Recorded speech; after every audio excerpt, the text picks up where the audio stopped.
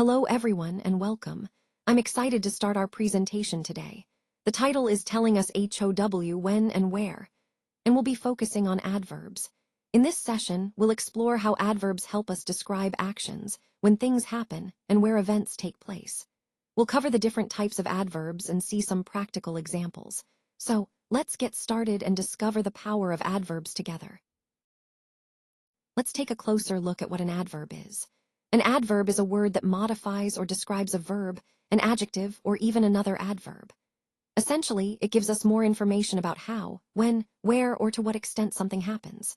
For example, in the sentence, she runs quickly. The word quickly is an adverb because it tells us how she runs. Or in he is very tall, the word very is an adverb modifying the adjective tall. Recognizing adverbs helps us add detail and clarity to our sentences, making our communication more precise and engaging. Throughout this presentation, we'll see how adverbs are key to adding nuance and depth to our language. Let's explore the key questions we need to ask when analyzing a situation or a process. First, we have how, which refers to the manner in which something occurs or is done. This helps us understand the approach or method involved. Next is when, which points to the time aspect, identifying the specific moment or period when an event happens. Then comes where, indicating the place or location where the action takes place. Finally, we have to what extent, which deals with the degree or level of something, how much or how deeply something is affected or involved. By addressing these four questions, how, when, where, and degree, we can gain a comprehensive understanding of any situation. They form the foundation for thorough analysis and help us connect details to the bigger picture.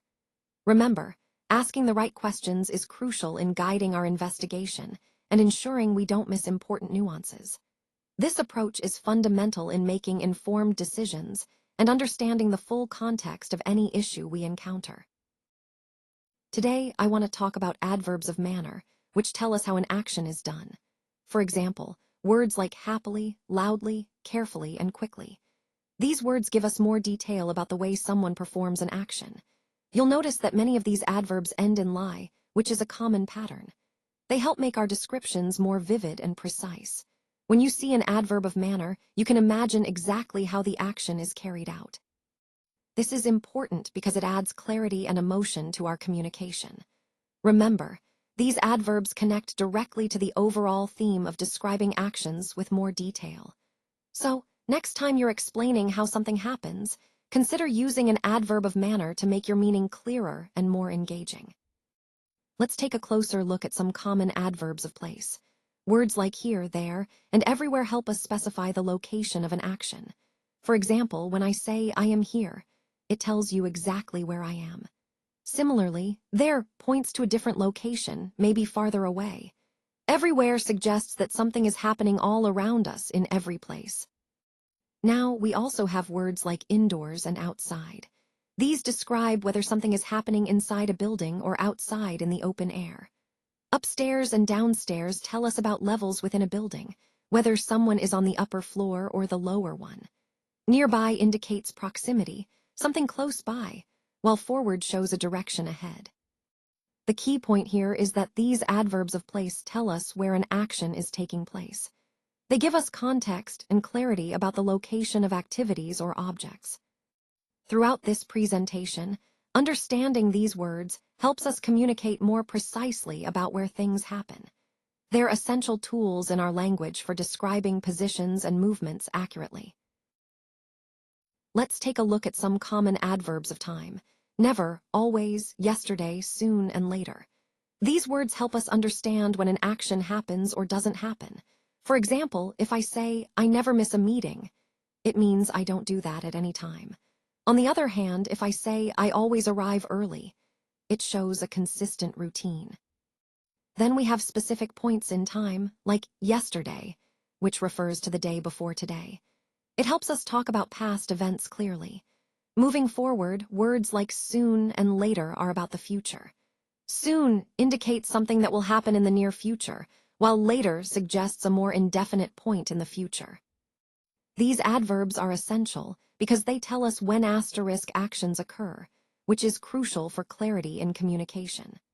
Throughout the presentation, we're emphasizing how understanding these time indicators helps us better interpret and convey information about events and actions. Now let's look at some examples to see how adverbs work to modify verbs. In the first example, my sister sang beautifully on the stage. Here, the word beautifully is an adverb that describes how she sang. It gives us more information about the action, making the sentence more vivid. In the second example, the little boy was walking quickly in the park. The word quickly tells us how the boy was walking. It helps paint a clearer picture of his movement. And as we saw in the third example, the little boy was walking quickly in the park. The adverb quickly modifies the verb walking, showing us the manner of the action. The key point here is that adverbs often answer questions like how, when, where, or to what extent about the verb. They add detail and help us understand the action better. So, in the context of our overall theme, understanding how adverbs modify verbs is essential, because it allows us to communicate actions more precisely and vividly. The painting was very beautiful. Here, you can see how the adverb very is used to emphasize the adjective beautiful. This shows us that adverbs like very can make adjectives stronger, giving us a clearer sense of the intensity or degree of the description. Remember, adverbs modify adjectives to add more detail and impact to our descriptions. This is a key point because it helps us understand how to make our language more expressive and precise. And of course, this idea ties back to our overall theme of how language can be shaped to better convey our feelings and observations. Now let's look at this example. He drives very carefully. Here, the adverb very describes how he drives.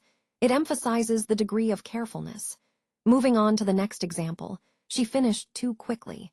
In this case, too shows us that she finished faster than expected or desired.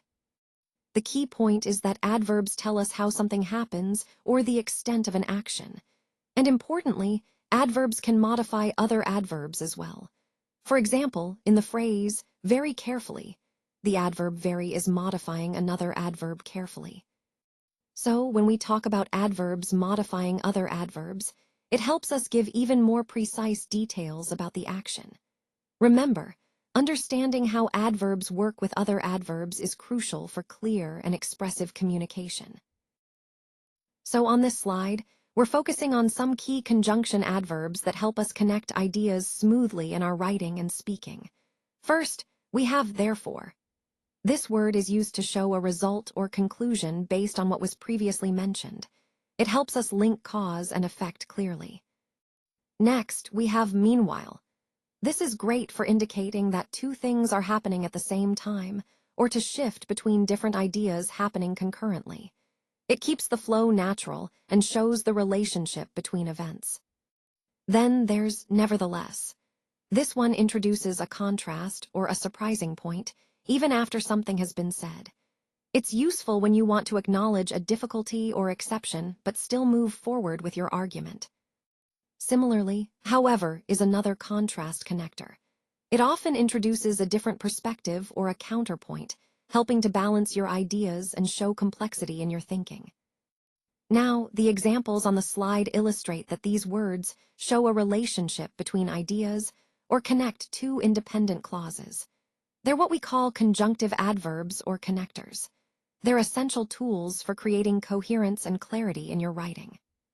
Remember, using these connectors thoughtfully can make your arguments more persuasive and your narratives more fluid. They help your audience follow your thought process easily, which is always the goal in effective communication. So in 1963, however, he changed his mind. This marks a significant turning point, showing how perspectives can evolve over time. It emphasizes that even when someone feels strongly about something, there's always room for reassessment and growth. Now, moving on to the next point, Marcos was disappointed. Nevertheless, he kept playing. This highlights resilience. Despite setbacks and feelings of disappointment, he chose to persevere. It's a powerful reminder that persistence often leads to eventual success. Throughout this presentation, we've seen how these moments of change and resilience connect to the larger theme of adaptability and determination. Power in our choices and mindset truly makes a difference. Now, let's take a look at our practice question. The monkey was noisily playing indoors.